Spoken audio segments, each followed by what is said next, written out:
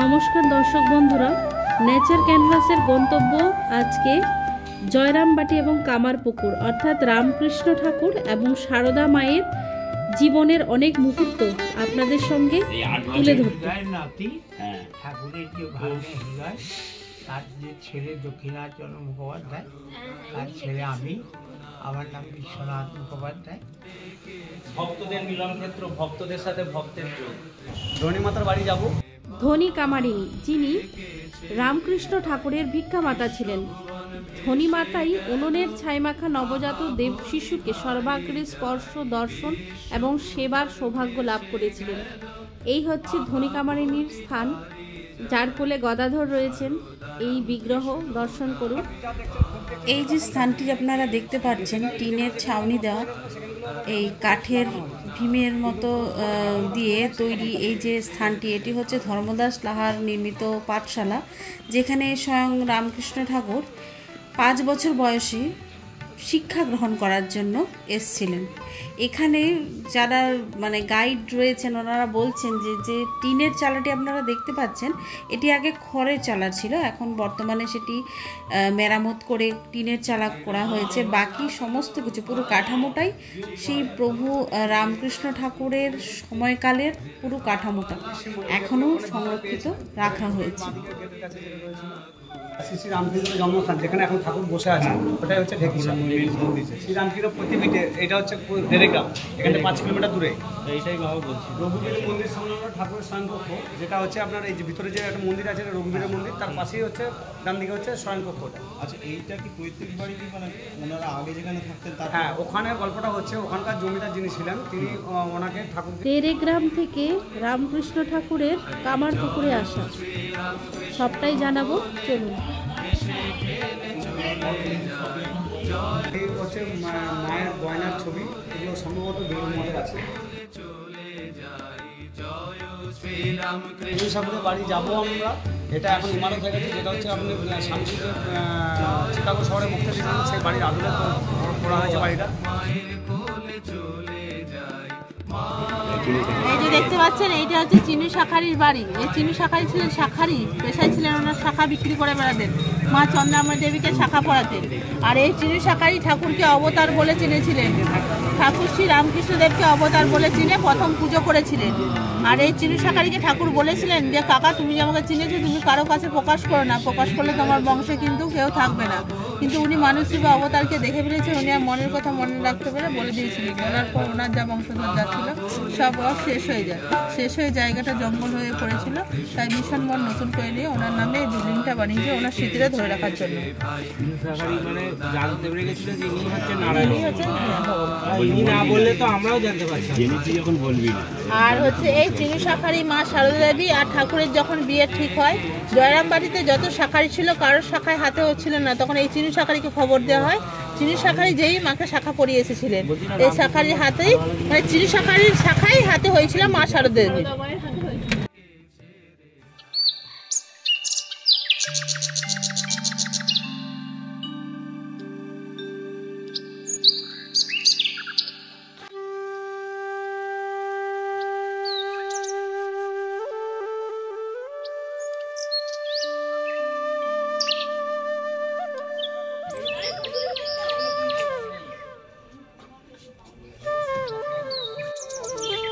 এই হচ্ছে লাহাবাবু, যিনি জমিদার ছিলেন কামারপুকুরে। লাহাবাবুর এই পাশেই রয়েছে লাহাবাবুদের বিষ্ণু মন্দির, চলুন একবার দর্শন করে আসি।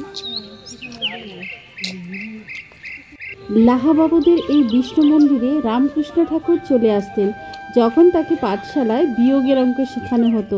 এখানে এসে উনি মায়ের ছবি আঁকতেন খেলার ছলে। আর এই যে প্রতীকটি দেখতে পাচ্ছেন, এটা হচ্ছে রামকৃষ্ণ ঠাকুরের পিতা ক্ষুদিরাম চট্টোপাধ্যায়ের দেরেগ্রাম হইতে ছেড়ে কামারপুকুরে আসার যাত্রার প্রতীকী মূর্তিস্বরূপ। পাশের মূর্তিটি হলো যোগাবতার শ্রী রামকৃষ্ণ ঠাকুরের ঢেকিসালে জন্মের প্রতীকী স্বরূপ। আর তারপর হচ্ছে সাধু সেবা, গদাধরের সাধু সেবার প্রতীকী মূর্তিস্বরূপ।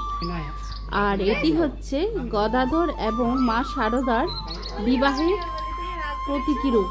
ঠাকুরের বিবাহকে কেন্দ্র করে লাহাবাবুদের যে গহনা নেওয়া হয়েছিল তা ফেরতের মূর্তির স্বরূপ। যেহেতু এটা বিষ্ণু মন্দির, তাই বিষ্ণুর কিছু অবতার লীলা এখানে তুলে ধরা হয়েছে, কংসবধ থেকে রাসলীলা। আর এটি হচ্ছে প্রসন্নময়ী দেবী, যিনি গদাধরকে অর্থাৎ রামকৃষ্ণ ঠাকুরকে গোপাল জ্ঞানে যত্ন করতেন। ধর্মদাস লাহাবাবুদের এই দুর্গা মন্দিরে আজও পূর্বের ন্যায় দুর্গাপুজো হয়। এই কামারপুকুরের জমিদার বাবু, যিনি ধর্মদাস লাহাবাবুদের দুর্গা মণ্ডপ বা দুর্গা মন্দির বলতে পারেন, এখানেই রামকৃষ্ণ ঠাকুর মায়ের চক্ষু এঁকেছিলেন। কামারপুকুরের জমিদার লাহাবাবুর এই দুর্গা মন্দিরে আজও পূর্বের ন্যায় দুর্গাপুজো হয়।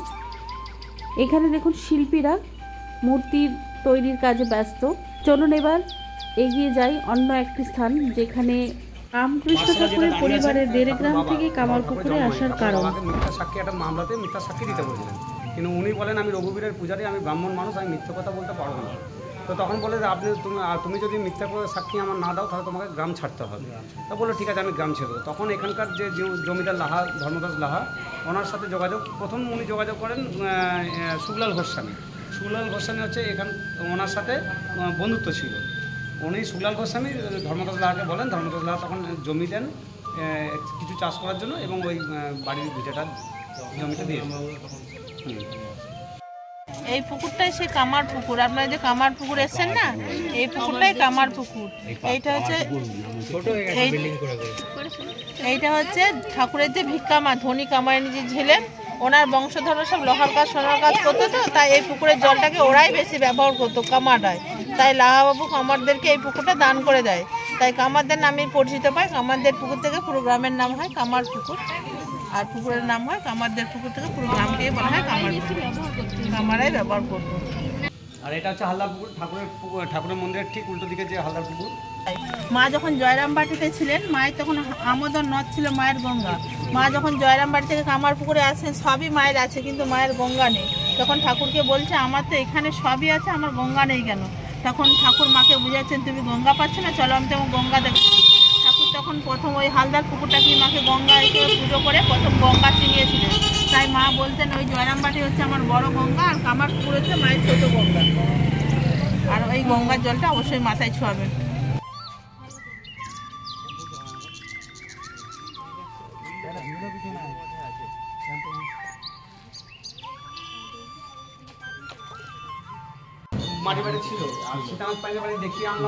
সীতানাথ পাইন রামকৃষ্ণ ঠাকুরের অন্যতম ভক্ত ছিলেন এবং রামকৃষ্ণ ঠাকুরের শিক্ষা এবং আধ্যাত্মিক অনুশীলনের প্রতি আকৃষ্ট হয়ে তিনি রামকৃষ্ণ ঠাকুরের একজন প্রধান শিষ্য হিসাবে হয়ে উঠেছিলেন।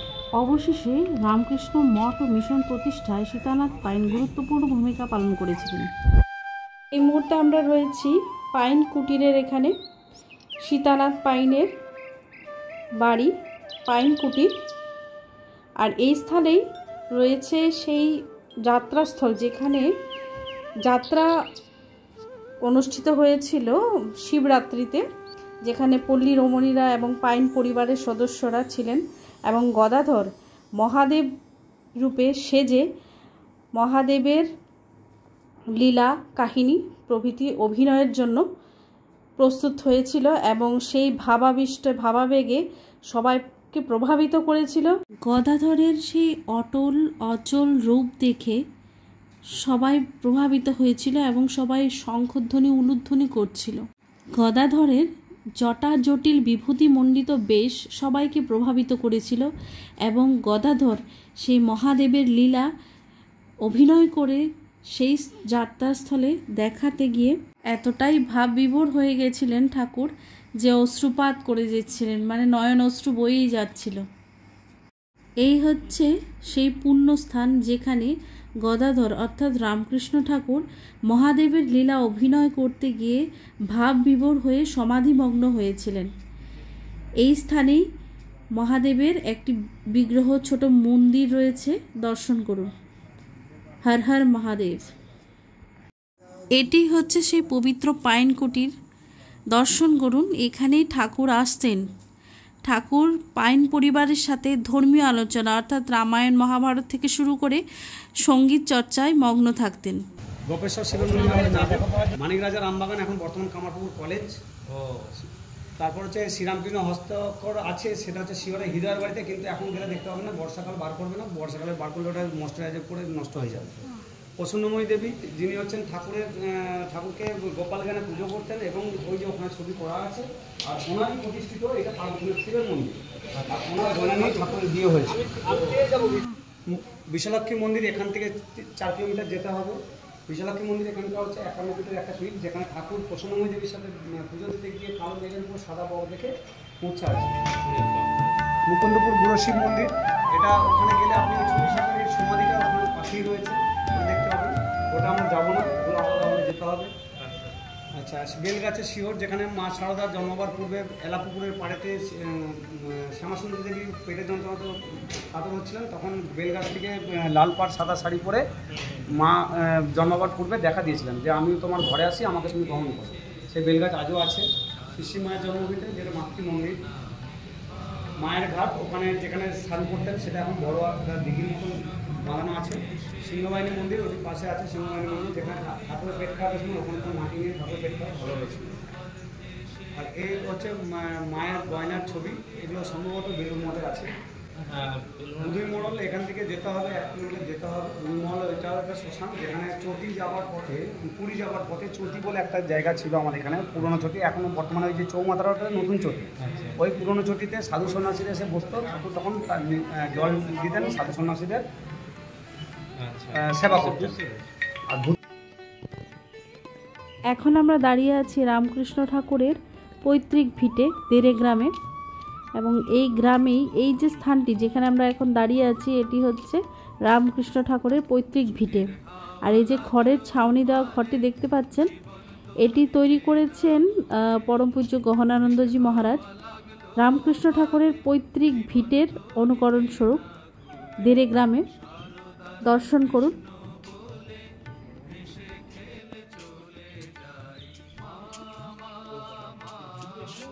সেই ঠাকুরের হাতে লেখা চিঠিও দেখেছিলেন ওই মন্দিরে তখন, যে ঠাকুরের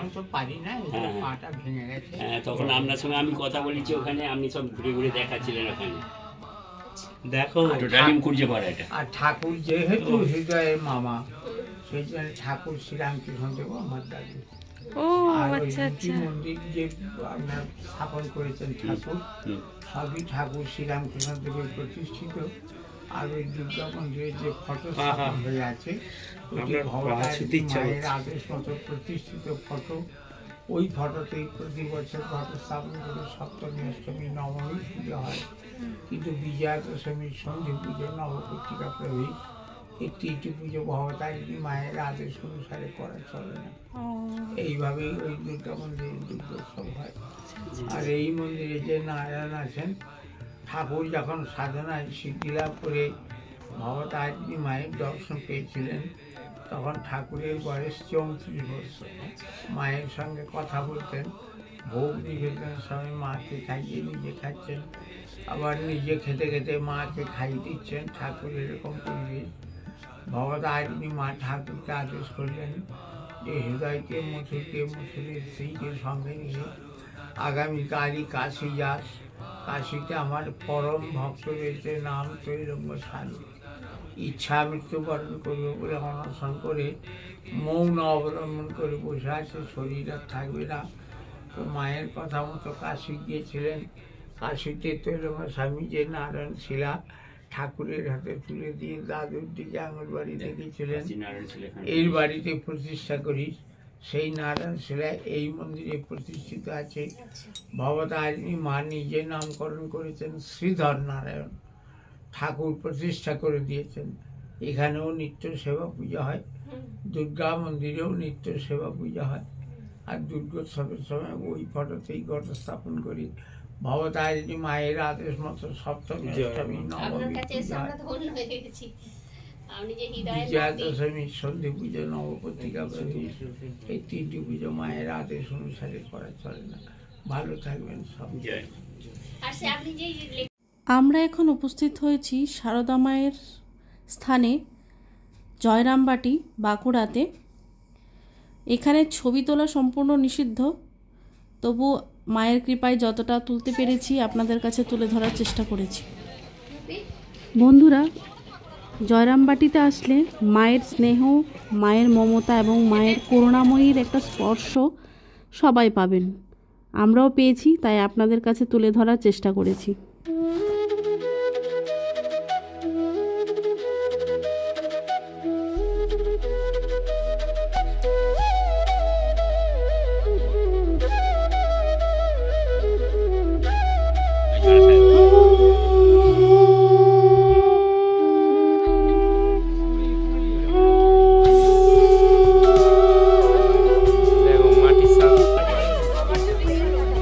জয়রামবাটি এলে মাটির শাকের সাথে আপনাদেরকে পরিচিত হতেই হয়। জয়রামবাটিতে এসছি, আর কিছু চিহ্ন নিয়ে যাব না, ছোট মার্কেট থেকে কিছু কেনাকাটার সাথে সাথে মায়ের স্থানে এসছি, মায়ের প্রসাদ গ্রহণ করবো না। চলুন আপনাদের সাথে শেয়ার করে নিচ্ছি মায়ের একটু প্রসাদ। চলুন, এই হচ্ছে মায়ের ভোজনালয়, সবাই প্রসাদ গ্রহণ করছে, আপনারাও একটু গ্রহণ করুন। জয়রামবাটি হচ্ছে মায়ের স্থান। এখানে মায়ের জীবনের অনেক কাহিনী রয়েছে। এখানে মা ভাইদের সংসারে যখন ছিলেন বিবাহের পূর্বে, এখানে এই ঘরে জগদ্ধাত্রী পুজো করতেন। এই ঘরটি দর্শন করুন, এখানেই মায়ের জগদ্ধাত্রী পুজো হতো। মায়ের পুরাতন বাড়ি, প্রত্যেকটা স্মৃতি ছড়িয়ে ছিটিয়ে রয়েছে, মায়ের স্পর্শ এখানে পাওয়া যায়।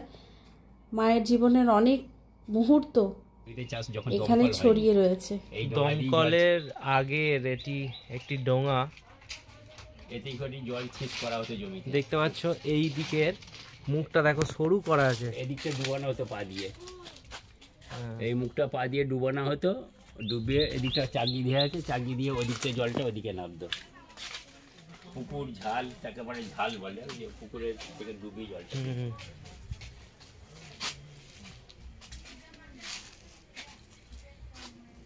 আমরা মায়ের বাড়ির পাড়ায় ঘুরছি, মায়ের বাড়ির সদস্যের মতো।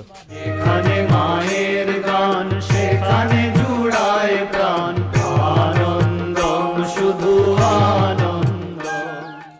যেখানে মায়ের নাম, সেখানে আনন্দ। এই আশ্রমটার সব থেকে বড় মাহাত্ম্য হচ্ছে, অ্যাকচুয়ালি আমরা এসেছি মায়ের মামার বাড়িতে। মা বলতে কি বলুন তো, পাতানো মা নয়, সত্যিকারের মা, মা শারদার মামার বাড়ি কোয়েলপাড়া, প্রভু জগদম্বা আশ্রম। আর এখানে দেখুন কাঠের জালে যখন এখানে একটা শিব মন্দিরও প্রতিষ্ঠা হয়েছে এই মন্দির চত্বরের ভিতরে, যার আনুষ্ঠানিক রান্নাবান্না এই উনুনগুলিতে করা হয়েছিল। এই হচ্ছে জগদম্বা আশ্রমের ভেতরের দৃশ্য, আপনাদেরকে একটু দেখানোর চেষ্টা করেছি। আর যে সময় আমরা গিয়েছিলাম ওই সময় মন্দিরের প্রবেশের সময় ছিল না, দ্বার বন্ধ ছিল। জগদম্বা আশ্রম, মায়ের মামার বাড়ি কোয়েলপাড়ার। আনন্দধাম, আনন্দম শুধু আনন্দ। যেখানে মায়ের নাম, সেখানে আনন্দধাম, আনন্দম শুধু আনন্দ। আমরা এই মুহূর্তে দাঁড়িয়ে রয়েছি কামারপুকুর রামকৃষ্ণ মঠ। এখানেই ঢেকিশালে রামকৃষ্ণ ঠাকুরের যে মেইন জন্মস্থান এখানেই রয়েছে। এটি হচ্ছে মেইন মন্দির, দর্শন করুন। রামকৃষ্ণ ঠাকুর, সারদা মা, স্বামী বিবেকানন্দ। আনন্দম শুধু আনন্দ। ঠাকুর তো জাতিভেদ কিছু মানতেন না, এখানে দয়াল সত্যবিবাহ মন্দিরে ব্রাহ্মণদের পুজো হয়ে আসে, ব্রাহ্মণদেরই পুজো হয়ে আসে। এখানে জাতিভেদ কিছু নেই, সবাই আসতে পারবে, সবাই পুজো দিতে পারবে, কিন্তু পুজো হয় ব্রাহ্মণদেরই। এই দয়াল সত্যবিবাহ মন্দিরে। এই মুহূর্তে আমরা রয়েছি রামকৃষ্ণ বিবেকানন্দ মিশন জয়রামবাটি শাখাতে। ভেতরে পুজো চলছে, চলুন আমরাও ভেতরে যাই। জয় মা শারদা, জয় মা করুণাময়ী, স্বয়ং ঠাকুর রামকৃষ্ণ পরমহংসদেব। এই মুহূর্তে যেখানে রয়েছি এটি হচ্ছে অভেদানন্দ সাধন কুটির। এখানে মায়ের বিগ্রহ দর্শন করুন। এই স্থানে গোপালের বিগ্রহ রয়েছে, মা কালীর বিগ্রহ রয়েছে। এর পেছনে কারণ রয়েছে। আমরা আরো এগিয়ে যাই, মাকে মনে হচ্ছে সত্যি বসে আছে। ঠাকুর রামকৃষ্ণ মা শারদাকে দেবী জ্ঞানী পুজো করতেন। তারই বিগ্রহ স্বরূপ জগন্নাথ, বলরাম, সুভদ্রা দর্শন করুন, পঞ্চতত্ত্ব দর্শন করুন। রামকৃষ্ণ বিবেকানন্দ মিশনের এই শাখাতে আমরা প্রবেশ করলাম এবং ভেতরে অর্চনা চলছে। গোপাল জ্ঞানী ছোট্ট বালকের পুজো, নররূপে নারায়ণের পুজো দর্শন করুন। রামকৃষ্ণ পরমহংসদেব, স্বামী বিবেকানন্দ, মা শারদা, মাঝখানে ছোট্ট বালক নারায়ণ রূপে পূজিত হচ্ছে। আর আরেকটি তথ্য আমরা পেয়েছি যে স্বামী নিত্যানন্দজি মহারাজ এই নররূপে নারায়ণের সেবা পুজো উনি হচ্ছে প্রতিষ্ঠাতা।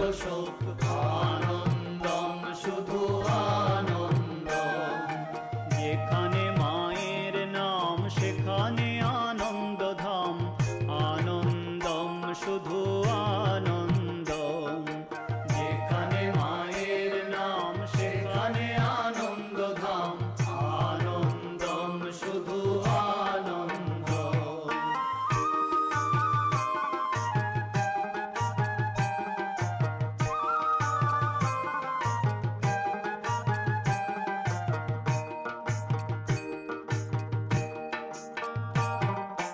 যেখানে মায়ের নাম সেখানে গোলক ধাম, আনন্দম শুধু আনন্দম।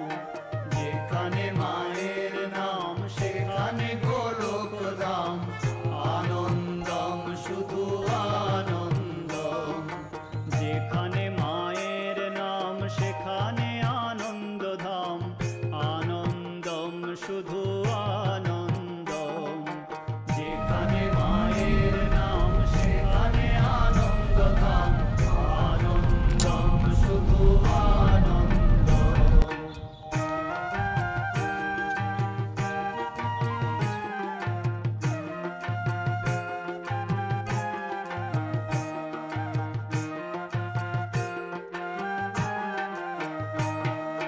যেখানে মায়ের স্মৃতি সেখানে অধিক প্রীতি, আনন্দম শুধু আনন্দম।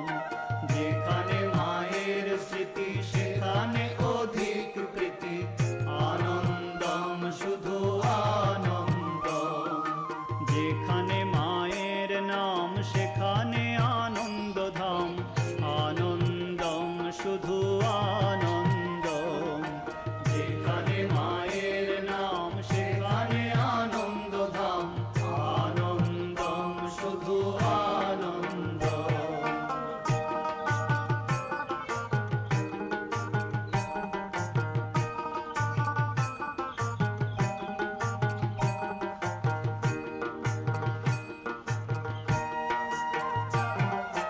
যেখানে মাকে পাওয়া ঘুচাবে সকল চাওয়া, আনন্দম শুধু আনন্দম।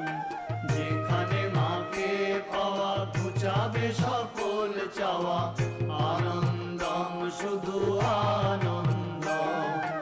যেখানে মায়ের নাম সেখানে আনন্দ ধাম, আনন্দম শুধু আনন্দ।